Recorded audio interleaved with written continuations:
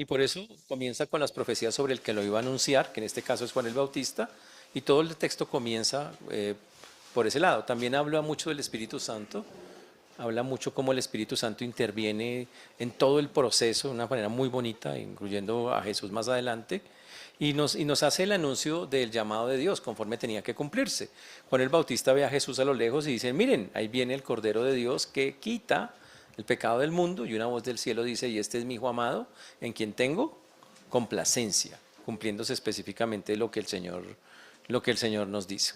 También Lucas busca mostrar cómo Jesús inicia un ministerio muy fuerte, miles de personas lo siguen, tiene discípulos, tiene apóstoles, pero también cómo la gente, a pesar de que tantos lo siguen, lo hacen por las razones equivocadas, porque les puede dar de comida, les puede dar salud. Y por eso Jesús, en un punto muy crucial de que le hemos visto, dice, ¿hasta cuándo os he de soportar, generación incrédula? Porque la gente es terrible, lo seguía por los motivos equivocados. Y Jesús toma la decisión entonces de cambiar su manera de enseñar. Y dice la Biblia que a partir de ahí enseñó por parábolas. Y por eso la Biblia está repleta de parábolas, para que solamente los que tengan un oído de verdad, una buena intención con el Señor, puedan entender las palabras que el Señor quiere enviarles o mandarles a través de lo que les está diciendo. Una cosa muy bonita y muy especial. Ahora, también el libro de Lucas nos muestra cómo, a pesar, cuando el Señor inicia su ministerio, también empieza la oposición, que va creciendo a medida que va avanzando el ministerio. En esta última semana que estamos estudiando, la última semana ya de Jesús, de la vida de Jesús, vemos cómo los fariseos, los herodianos, los escribas ya se han unido para matarlo. Vemos cómo Jesús, al entrar el domingo, que llaman, más bien que sería como un lunes, en lo que llama la gente el domingo de Ramos, vemos cómo impresionantemente coge las mesas de los cambistas, y los líderes religiosos se enojan más, le envían gente para que trate de hacerlo caer en palabras que lo comprometan, y salen avergonzados. Y vemos que el Señor, incluso hasta el último momento, les da una parábola donde les dice, ustedes van a hacer esto conmigo, y aún así no reaccionan, porque el corazón humano, cuando se endurece, se endurece. También cuando van saliendo del templo, las últimas escenas que hemos visto, los discípulos están muy asombrados de las piedras tan bonitas que están quedando en el templo en construcción, y el Señor les dice que de esa piedra sobre piedra no va a quedar nada, que de todo eso que está ahí, eso no va a quedar. Y entonces ellos le preguntan, ¿y cuándo va a pasar esto? ¿Cuándo será eso? Y el Señor hace una escatología impresionante, y muy claramente les dice cómo se van a desarrollar los acontecimientos que están allí narrados. Por último, lo último que vi, ya las últimas escenas que nosotros hemos ya visto acá con el libro de Lucas, tienen que ver con que el Señor manda a preparar la cena con los discípulos. Vimos la traición de Judas también, cómo hay primero cómo instituyó la cena durante la Pascua, cogió una parte de la Pascua y cambió una parte de la Pascua para instituir la cena. Y de allí también cómo la traición de Judas, la humildad del Señor también, a pesar de todo lo que estaba ocurriendo allí. Y también vimos la semana pasada la grandeza del servicio, que realmente para Dios el más importante es el que sirve y no el que tiene el cargo. Hablamos del reino, como la importancia que era para el Señor el reino. Y por último estuvimos hablando al final, que el Señor un día va a juzgar y va a dar un justo juicio a todas y cada una de las personas, y hablaba de las 12 tribus de Israel, de que aquellos que les sirvan fieles van a tener unos cargos, unas posiciones puntuales y específicas. Y hoy entramos a una escena clásica de la Biblia que se llama la negación de Pedro. La negación de Pedro, una cosa que todos los evangelios, Mateo, Marcos, Lucas y Juan narran, y vamos a compaginar las escenas para tener claridad sobre lo que ocurrió allí. Normalmente cuando pensamos en esta escena, siempre le echamos la culpa, es que ese Pedro era...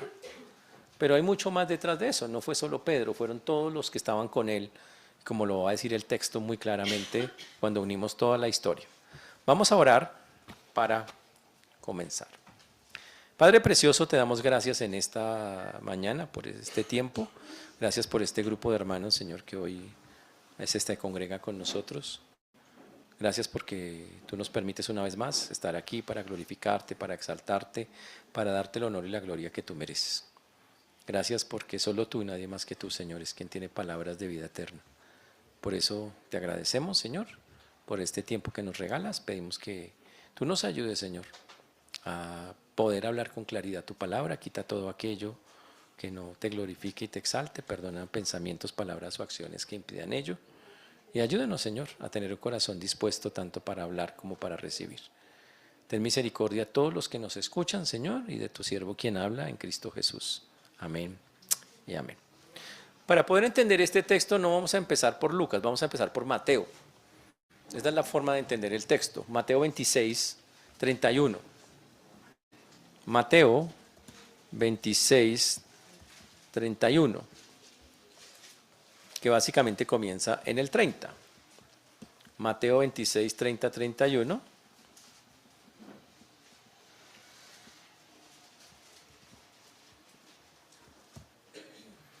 Y por ese lado vamos a comenzar nosotros el día de hoy.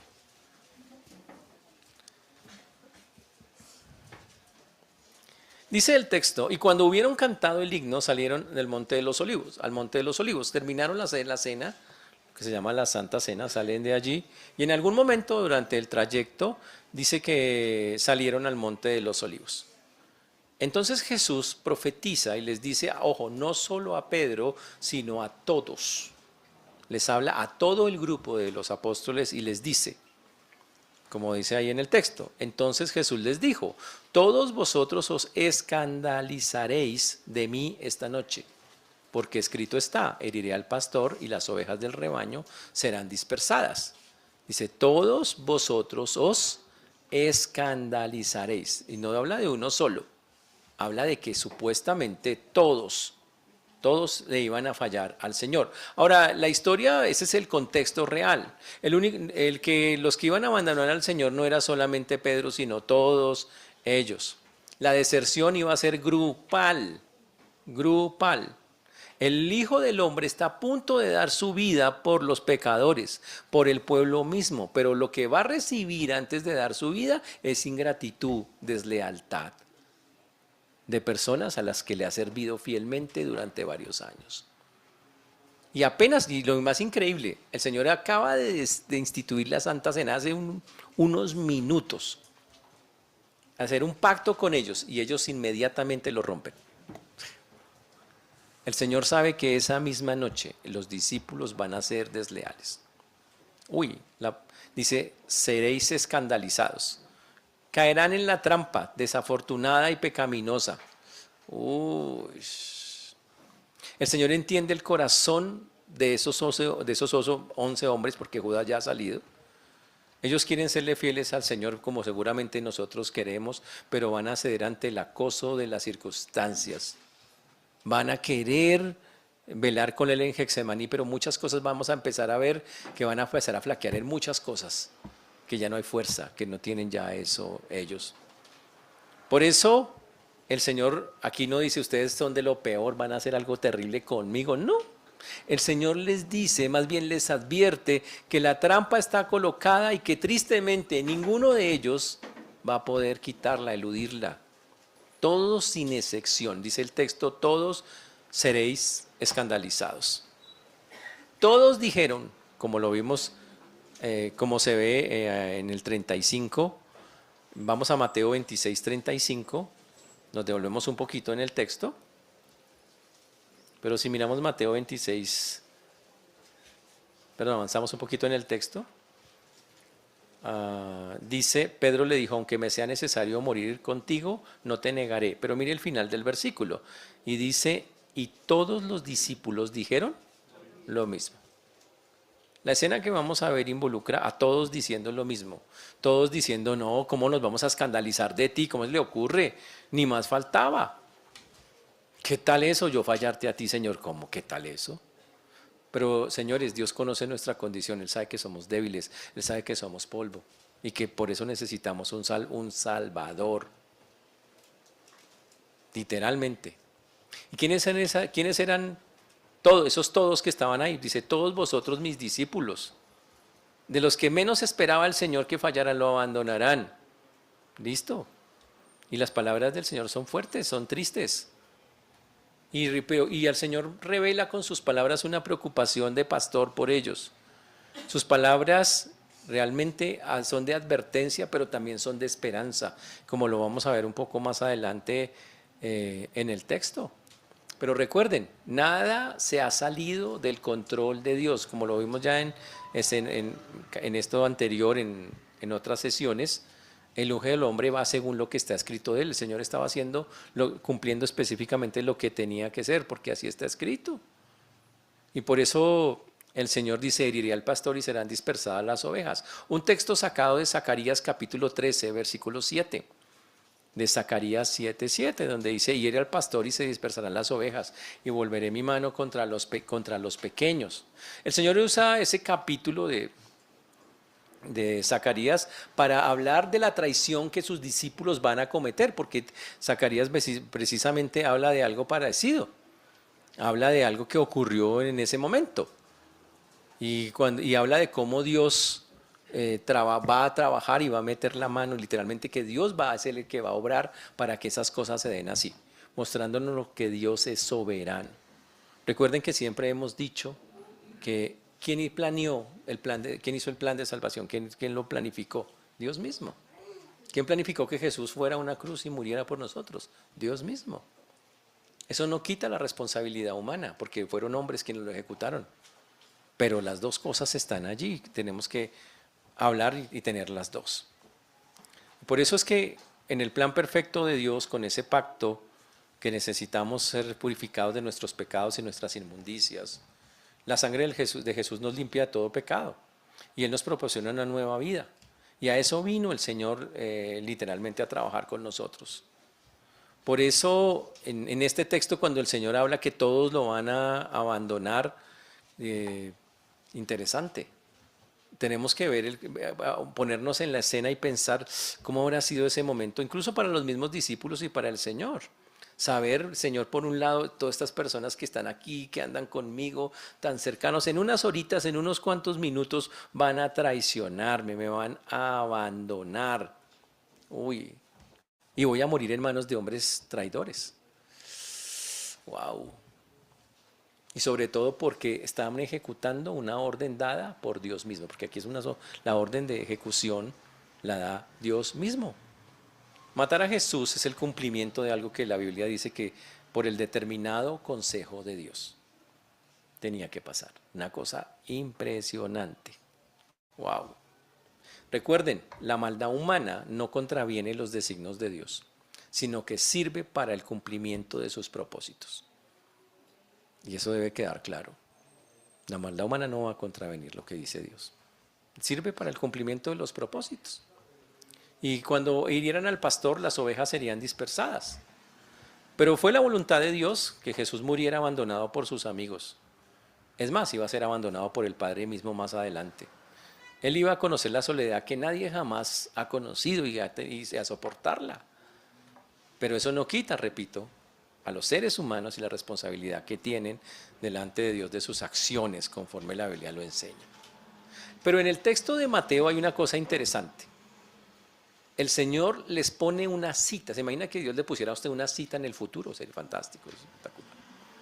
Está en el versículo número 32, Mateo 26, 32. Por eso decimos que este texto, aunque es una advertencia y una exhortación, también es un texto lleno de esperanzas, de muchas cosas. El versículo número 32 dice, pero después de ser resucitado, yo iré delante de vosotros a Galilea. Después de ser resucitado.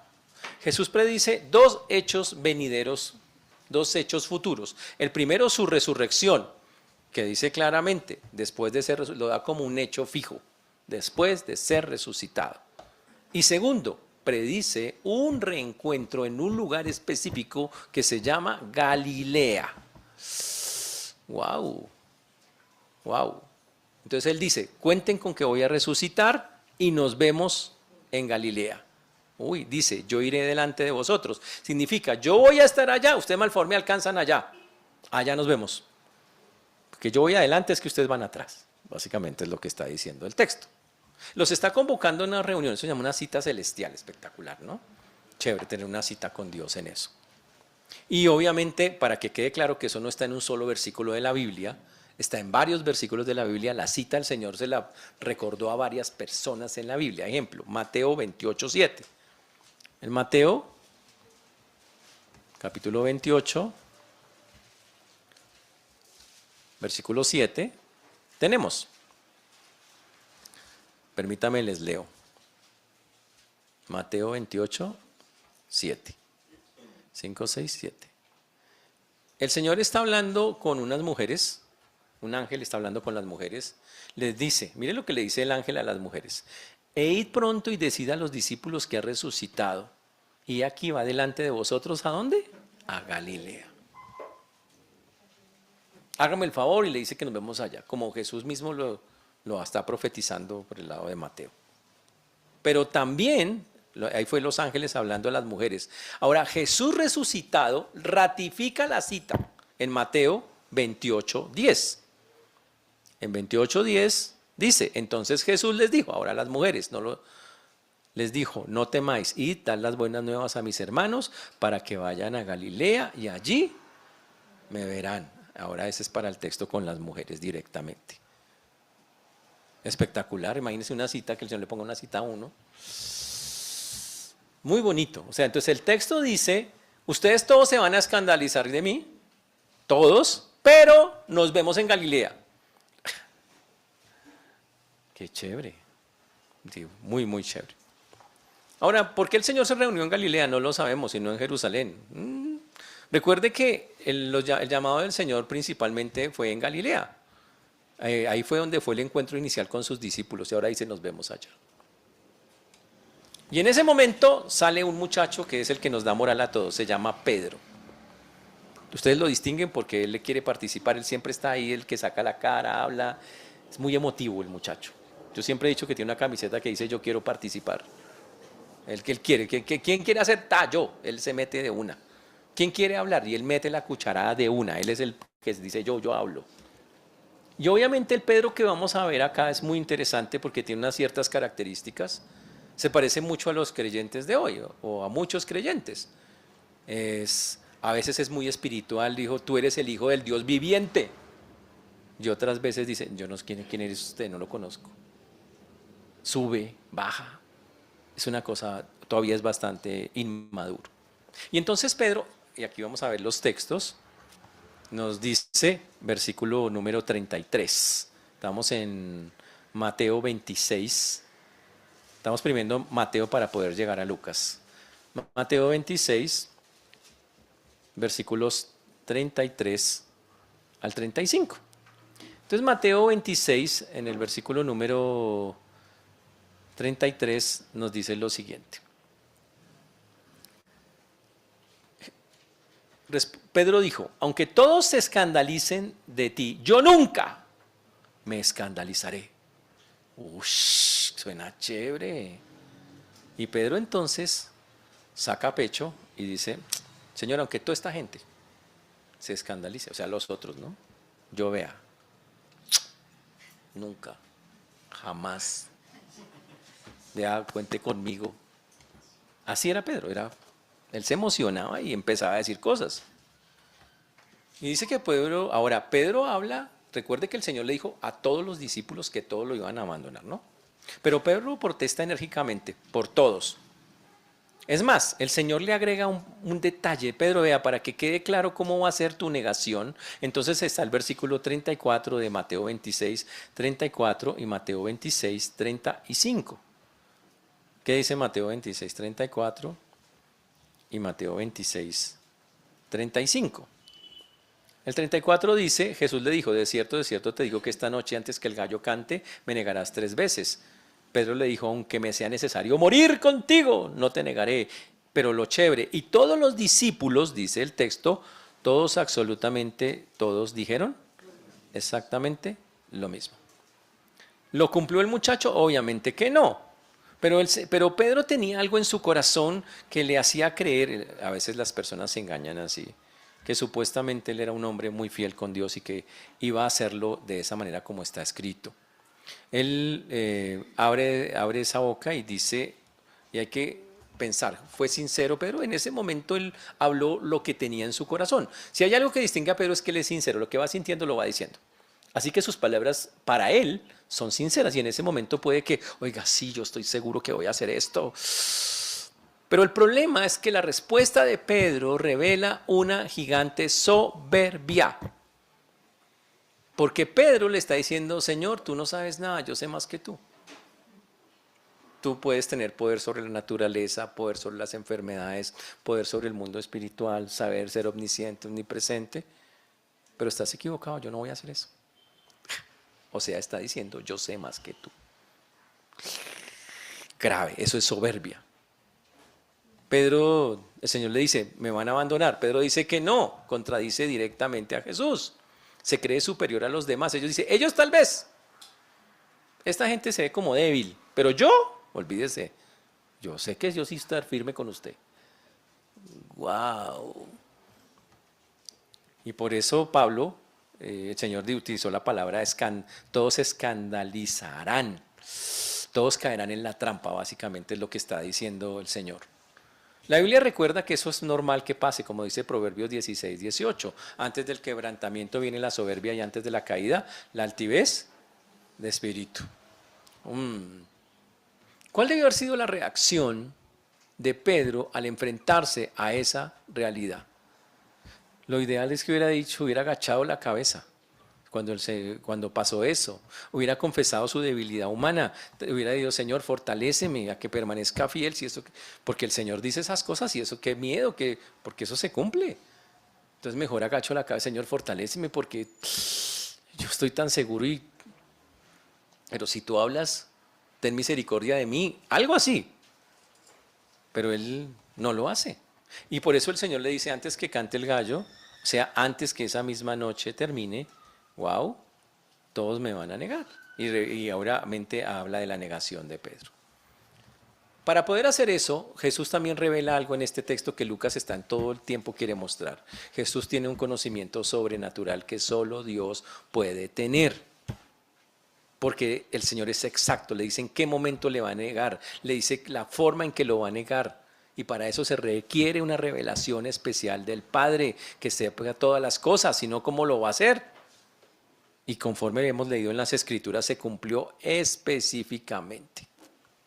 Ahora, Pedro es muy orgulloso, su orgullo es tan grande que en vez de humillarse ante el Señor, tiene arrogancia, tiene autosuficiencia. Es más, Marcos, cuando narra la escena, nos muestra a Pedro todavía más intenso, nos lo muestra reintenso. Dice, pero Pedro con insistencia repetía, aunque tenga que morir junto a ti, no te negaré. Y todos decían también lo mismo. Y Pedro decía, no olvídese, no. Y todos decían, sí, en serio, ninguno. Ahora ya todos se le pegaron a Pedro. Ahora el soberbio era Pedro primero, pero ahora en Marcos dice que todos empezaron a decir, lo que le dijo Pedro es verdad. Todos acá nunca vamos a dejarte en eso. Cuando Pedro y sus amigos y los discípulos dicen eso, Jesús guarda silencio por un momento. ¿Por qué? Porque los hechos van a señalar algo completamente diferente, totalmente distinto. Y entonces ocurre Lucas. Ahora entendamos el contexto, ahora sí podemos entender Lucas, devolvernos a Lucas para el texto que necesitamos mirar. Lucas capítulo 22, versículo 31. Marcos dice que varias veces ellos, Pedro y los demás discípulos, insistieron en que no iban a abandonar al Señor. En medio de ese decir y decir, el Señor le profetiza a Pedro directamente y le dice, dijo también el Señor, Simón, Simón, o sea, Simón Pedro, he aquí Satanás os ha pedido para zarandearos como a trigo. Uy, zarandear, una palabra fantástica, espectacular. Dice Satanás os ha pedido para zarandearos como a trigo. Palabra zarandear tiene que ver con mover. La zaranda básicamente en el Antiguo Testamento y ahora en el Nuevo también y en la vida real, pues era una malla en la cual se cernía el trigo, usted botaba, la cáscara del trigo se salía por el aire, por el viento y quedaba solo los granitos. En los tiempos modernos se utiliza para la arena viene compacta, entonces para que la arena quede solo la arena fina pasa, entonces usted coge la zaranda, pero ¿para qué toca hacer para la zaranda? Coger la arena y levantar esa arena. Ahora resulta que Satanás, Dios le ha permitido la potestad de pedirlo prestado a usted. Satanás dice, me lo presta, y Dios dice, se lo presto o no se lo presto. Yo la verdad me gustaría mandar en la lista que Dios tiene algunas personas para que trabajara, pues, o sea, sería bueno mandar sugerencias, obviamente, o algunas sugerencias con algunas personas. Pero básicamente lo que está diciendo el Señor es que Dios le permite a Satanás que coja a una persona y le pegue su levantada cada vez y la deje caer y vuelve y le pega su levantada y vuelve y cae. Usted dice, ¿y por qué Dios haría eso? Eso suena fuerte, ¿sí o no? Terrible. A ver, primero porque es Dios. Él es soberano. Y Él sabe cuando una persona necesita una zarandeada. Él sabe. Y si Dios en su infinita sabiduría piensa que alguno de nosotros la necesita, cuando Satanás le dice présteme, Él dice listo.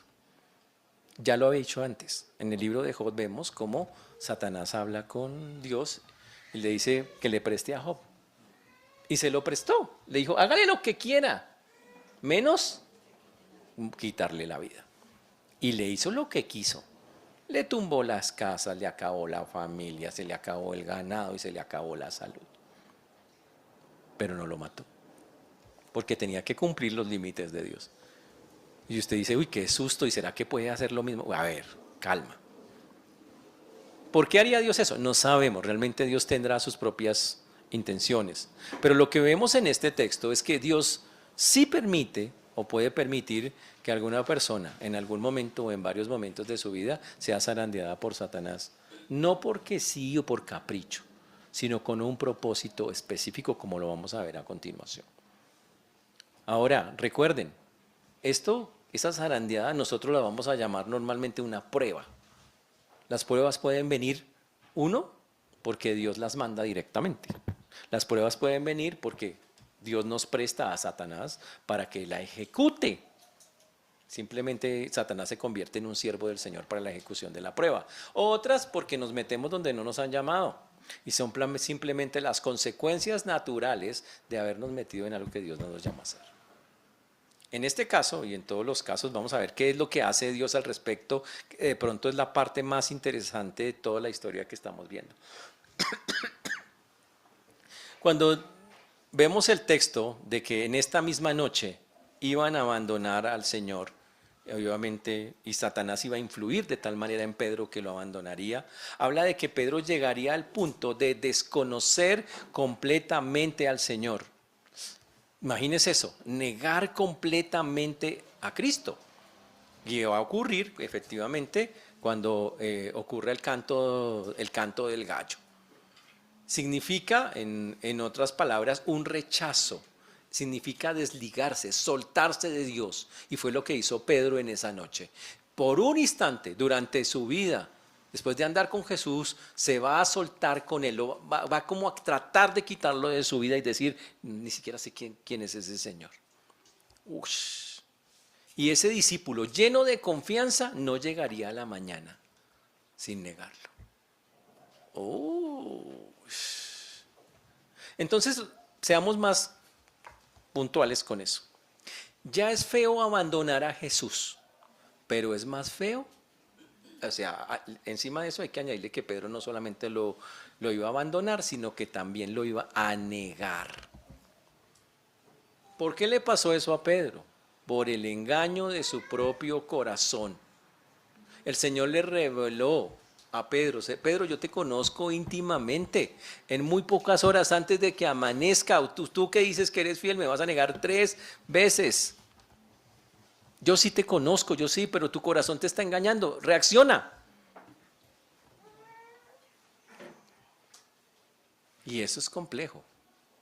Te dice, uy, ese Pedro es, pero pilas, Pedro no es muy diferente a muchos de nosotros.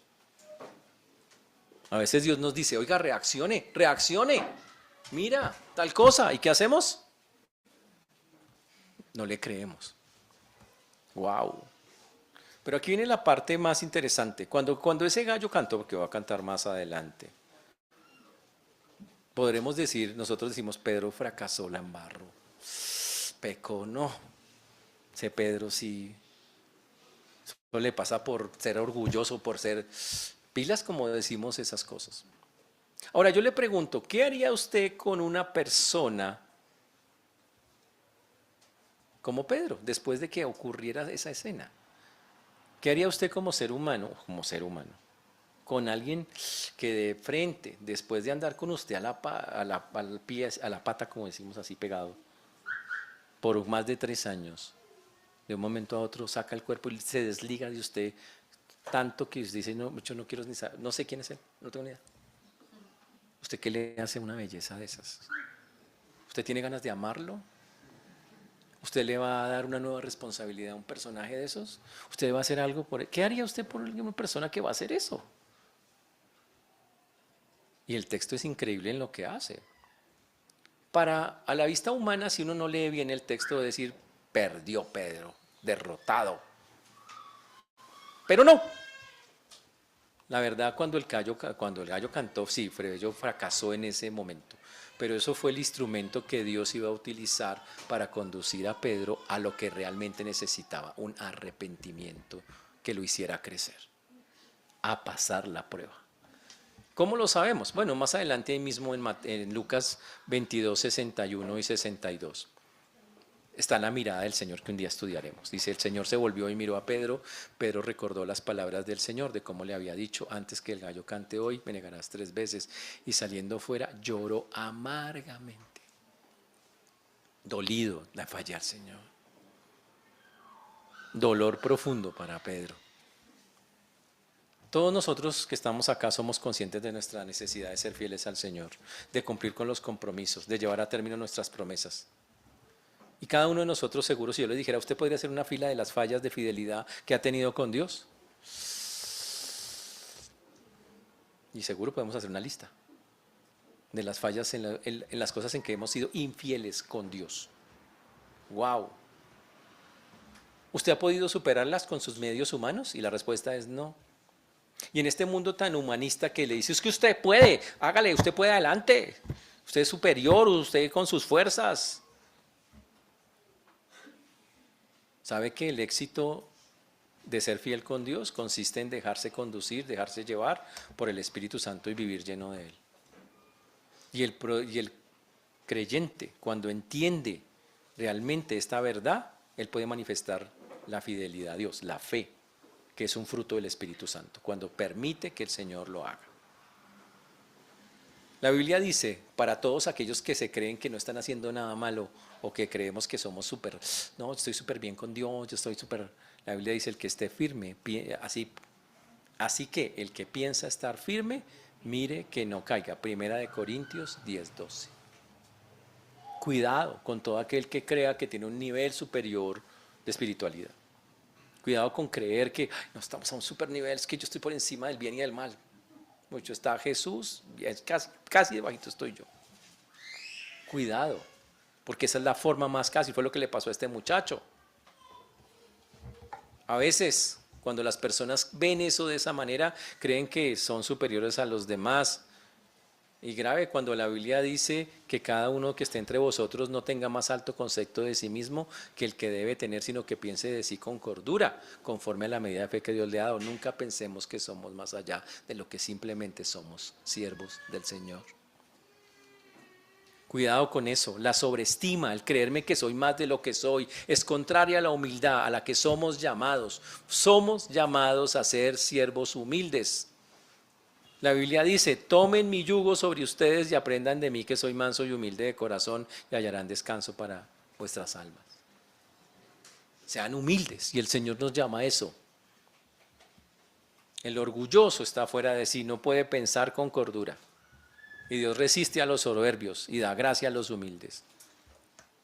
El orgulloso tiene enfrente a Dios, mientras que el humilde es amparado por los recursos de Dios. El orgulloso se enfrenta a Dios sin darse cuenta. El otro, en cambio, asume los recursos que literalmente el Señor le da. Pero aquí viene el texto diciendo, y volviendo al versículo número 32. ¿Qué hace el Señor cuando nosotros estamos en esa soberbia? Dice el texto, pero yo he rogado por ti que tu fe no falte. ¿Qué hace el Señor cuando nosotros estamos cegados y metidos de cabeza y hace algo que difícilmente nosotros haríamos? Dice, ¿sabe qué voy a hacer? Voy a orar por usted. Y eso es lo que el texto está diciendo. Yo he rogado por ti, que tu fe no falte. Uy, imagínese eso. He rogado por ti. La respuesta del Señor es que Dios dice, como yo veo que estás en eso, me voy a involucrar personalmente en tu causa. En pocas palabras, Jesús le advierte a Pedro, Pedro, tu fe va a ser sometida a prueba, vas a tener una presión muy grande, tan grande que vas a flaquear, vas a caer, vas a fracasar, diciéndolo en términos humanos. Te vas a dar cuenta de tu condición. Y eso lo dice delante de los discípulos. Pero quiero que sepas que mientras tú haces eso, yo voy a interceder por ti.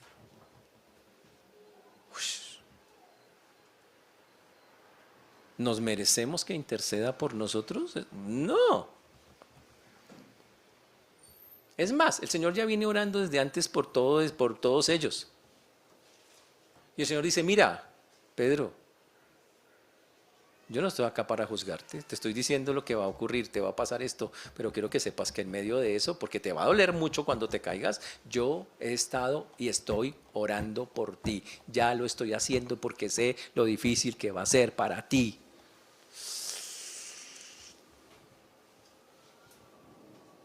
Y sabe, yo quiero preguntarle, cuando Jesús se mete en un asunto, ¿cuál va a ser el resultado final? Victoria, una victoria espiritual. Por eso ese texto no termina ahí, el texto dice, y tú, una vez vuelto, confirma a tus hermanos. Y eso es algo impresionante.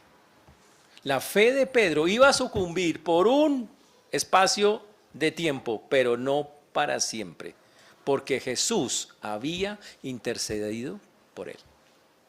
El Señor había metido su mano.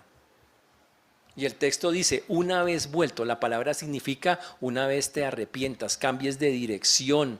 Cuando entiendas realmente eso, cuando esas lágrimas amargas broten y entonces tú te des cuenta de lo que hiciste. Cuando tengas ese dolor profundo, no dice, Pedro, te vas a echar a la pena, vas a vivir una depresión severa por 2 meses, 5 meses, no. Cuando te pases algo tan doloroso, tan fuerte, quiero que sepas que estoy orando para que pase ese momento, para que salgas fortalecido y ahora viene la parte más increíble. ¿Se acuerdan del hijo pródigo? Chino le encantaba jugar en los casinos, bueno, el Chino estaba metido en los vicios. ¿Usted le daría una tarjeta de crédito al hijo pródigo? Dice, ay, mira, toma, tú eres muy sabio para administrar. Pero ¿qué hizo el padre después de que el hijo se arrepintió? Dice que le dijo, ¿sabe qué? Tome el traje, el anillo para, vaya y haga negocios a mi nombre. Y aquí dice el Señor a Pedro, Pedro, después de que pases ese duro momento donde estoy intercediendo por ti todo el tiempo, lo que debe ocurrir si lo tomas como tienes que tomarlo y lo haces como tienes que hacerlo, es que vas a ser fuerte, tan fuerte que usted va a ir donde los otros discípulos, que seguro van a estar igual de mal que usted, por haber hecho lo mismo que usted hizo, de abandonarme, y hágame el favor y usted los fortalece. Eso es una historia increíble. En pocas palabras, Pedro, la experiencia personal que vas a vivir en esa noche, dolorosa, triste, te va a servir para hablar a los que necesitan ser fortalecidos en la fe, no desde las palabras, sino desde la experiencia misma que tuviste que vivir. Hay montones de cosas que ni usted ni yo hubiéramos querido vivir, pero solo hay dos maneras de tomarlas. O las tomamos para edificar, como efectivamente acá, o las tomamos para amargarnos en la vida y echarnos a la pena y vivir en eso. Usted decide cómo quiere hacerlo. Y el Señor nos está diciendo claramente, quiero que sepa que en ningún momento lo solté, estoy orando por usted. Y estoy esperando que al terminar la historia, usted esté fortalecido tan pronto yo termine esto. Y tan fortalecido que usted puede ir a donde otros y testificarle. ¿Sabes qué? Tranquilo, eso tiene salida. Venga, el Señor está vivo, el Señor está con nosotros. Y eso es una cosa increíble, increíble. Por eso tan bonito el texto, estamos viendo algo increíble de Dios. Increíble, voy a decirlo de esa manera, es espectacular y también asombroso que el Señor, a pesar de cómo somos, todavía confía en nosotros. Porque básicamente le está diciendo a Pedro, pero yo creo que tú puedes, Pedro. Yo tengo confianza en ti. Yo creo que de verdad, Pedro, tú puedes. Tú eres buenísimo para esto. Esto te va a ayudar a hacer. Yo escucho muchas personas que están hoy tristes, amargadas por cosas que pasaron en su vida. Y eso no quita ni el dolor ni la tristeza que se produjeron por haberlas vivido. Y no estamos diciendo acá que no hay que sentir nada. Siempre les digo, puede llorar, porque de verdad puede llorar. Y si tiene que llorar, llore. Pero el Señor enseña aquí en este punto que ya hay una forma de tomar las cosas y hacerlas que se usen para bien cuando estamos con Él. Y es confiando en lo que Él dice, confiando en que Él, en medio de eso, no nos abandonó, intercedió. Y que realmente el resultado que Él desea es que salgamos fortalecidos para poder edificar a otros. Pero recuerden que Marcos dijo que Pedro era insistente. Significa, el Señor era como una persona a la que le dices, Pedro, ¿te va a pasar eso? Y dice, no, no creo. Pero Pedro dice, no creo. No, es que usted me dice cosas, es que usted es por molestar. No creo. Por eso en el versículo 35 se resalta una frase que esa insistencia la repitió varias veces. En el versículo 35 de Lucas dice, 33, perdón. Él le dijo, Señor, estoy dispuesto estoy a ir contigo no solo a la cárcel, sino también a la muerte. Wow. Ahora recuerden, Pedro trata de ser honesto, es lo que está sintiendo en ese momento. Él cree que puede ir a la muerte por Jesús. Pero cuando llega la verdad, de verdad, la prueba a su corazón le revela que no. Jesús le acaba de decir, lo van a zarandear. Él dice, no me van a zarandear, yo no me voy a dejar, yo me voy a mantener. Necedad del corazón. Total necedad del corazón, es algo impresionante. Pedro quiere demostrarle a todos, yo soy inquebrantable a pesar de las circunstancias. Y en Lucas se repite lo que ya dijimos. Él le dice a Pedro, te digo que el gallo no cantará hoy antes de que me niegues 3 veces, de que niegues 3 veces, que no me conoces. El Señor todavía en Lucas es mucho más puntual. El gallo no cantará hoy antes de que que niegues 3 veces que me conoces. Una vez más el Señor vuelve y dice lo mismo. ¿Y qué hacía Pedro? No, esto se le ocurre, ¿cómo va a pasar eso? Por favor. Y todo eso es porque la advertencia final para nosotros es cuidado con su propio corazón. Solo Dios nos conoce íntimamente. Y antes del amanecer, este discípulo va a darse cuenta que sí, que todo lo que dice el Señor se cumple. Y esa es la parte increíble de la historia que estamos nosotros escuchando acá en este punto. Por eso lo que hace Pedro es tan bonito y tan especial. Porque Pedro sí cambió, muchachos. Después de que vivió todas esas cosas, Pedro empezó poco a poco, no fue de una, no fue de una, pero el Señor, a partir de ese arrepentimiento, Pedro empezó a entender cosas, Dios trabajó y no fue la única vez que le pasó algo fuerte. Ahora, pero en el fondo, para terminar el punto, hubo una cosa que Pedro entendió: no amaba a Dios tanto como él creía que lo amaba. Porque él, cuando dice que me va a morir, es porque supuestamente lo amaba así con todo el fervor. Y más adelante en un texto vamos a mirar claramente que así fue lo que pasó. El Señor le pregunta a Pedro 3 veces: ¿me amas? Y la belleza no pudo contestarle te amo, le contestó en el griego: te quiero. Le bajó un nivel. Señor, te quiero. Y el Señor: ¿me amas? No, te quiero. Tú sabes que te quiero. Tú lo sabes todo. Dios sí conoce de verdad qué hay en nuestro corazón. Y por eso es importante que nosotros evaluemos qué tenemos hoy realmente en el corazón para... ¿Qué tenemos realmente en el corazón hoy para el Señor? Pero tranquilos, Pedro maduró, con el tiempo maduró. Cuando usted lee la epístola de Pedro, usted ya encuentra textos donde dice que la prueba produce paciencia. Es más, un texto donde dice: echando toda vuestra ansiedad sobre Él, porque Él tiene cuidado de vosotros. Obvio, se demoró 30 años, pero el tipo la entendió. Señores, este texto es un texto, un llamado de atención para todos nosotros. Es un llamado de atención donde el Señor nos dice: de verdad, en serio, ¿cuál es nuestro compromiso de fidelidad con Dios? ¿Hasta dónde de verdad somos fieles en la vida real, en las pruebas con el Señor?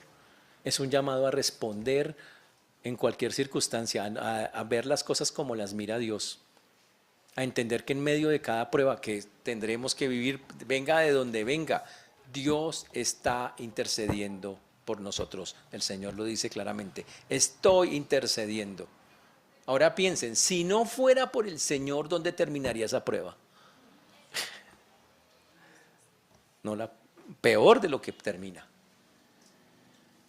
Y por eso la confianza, esta es una palabra de mucha esperanza, porque habla de que el Señor tiene esperanza, de que nosotros sí podemos cambiar, a pesar de que tropezamos, resbalamos, pero aquí estamos y el Señor lo hace. Y Pedro es el ejemplo perfecto de cómo podemos llegar a eso. Y es algo muy bonito, y yo sí quiero retar a los hermanos a que estemos pensando y meditando cuál es nuestro grado de fidelidad con el Señor.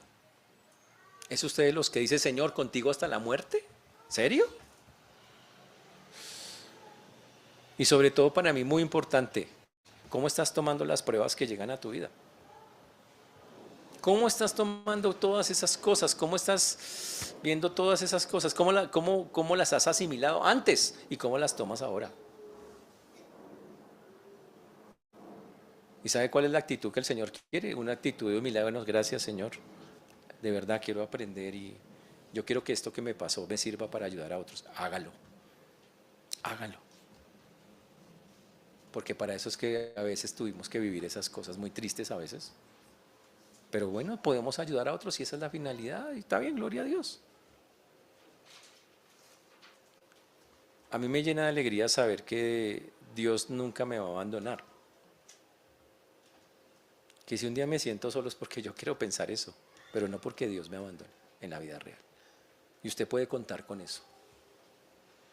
Ahora piensen allá afuera, hay miles de personas, millones de personas afuera totalmente desubicadas, sin esperanza de nada, que la han embarrado montones de veces en la vida, han hecho cosas muy feas y que piensan que no tienen ninguna salida. Pero el Señor dice, y como lo vemos en su palabra, yo siempre hay salida. Aunque fuéramos infieles, Él permanece fiel. Y Dios le ha dado a un mundo infiel, Dios le dio la oportunidad de salvación.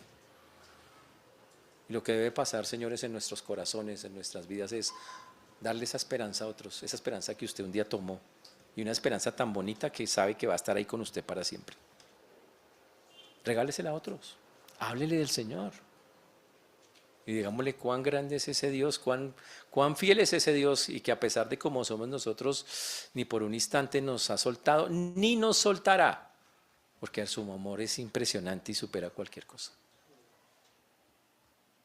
Entonces, señores, salgamos de aquí con alegría, contentos de saber que tenemos un Dios que está ahí.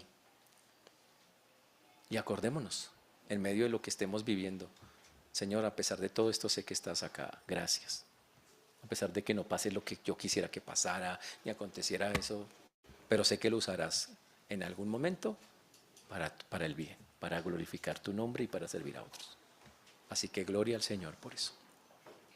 Hermanos, que el Señor nos ayude a comprender esa verdad y más que eso, a vivirla. Pongámonos de pie, por favor.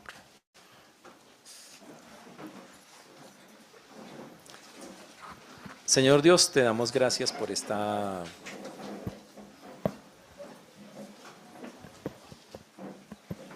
mañana, por este tiempo, Señor. Te agradecemos. Gracias por tu mano preciosa y maravillosa. Gracias por tu guía. Gracias porque solo tú y nadie más que tú, Señor, es quien hace y quien obra. Gracias porque las esperanzas del mundo son vanas, pero la tuya es fija, certera. Gracias por orar por nosotros en medio de las dificultades. Por interceder, Señor. Porque si no, ¿qué sería de nosotros, Padre Santo? Rogamos hoy, Señor, que nos ayudes a recordar esas verdades, a saber que estás ahí, a no dejarnos envenenar el alma y el corazón, Señor, pensando que estamos solos en medio de todas estas cosas. Y que al contrario, todas ellas, Señor, cuando las podemos vivir del lado tuyo, pueden ser una fuente para colaborarle a otros, Dios, que necesitan escuchar de ti y de cosas que tú haces, Señor, en medio de circunstancias difíciles. Por eso hoy dejamos en tus manos la vida de todos y cada uno de mis hermanos y pido que podamos hacerla viva y real en medio de cada circunstancia que estamos viviendo. Pues todo esto lo pedimos en el nombre de Jesús. Amén.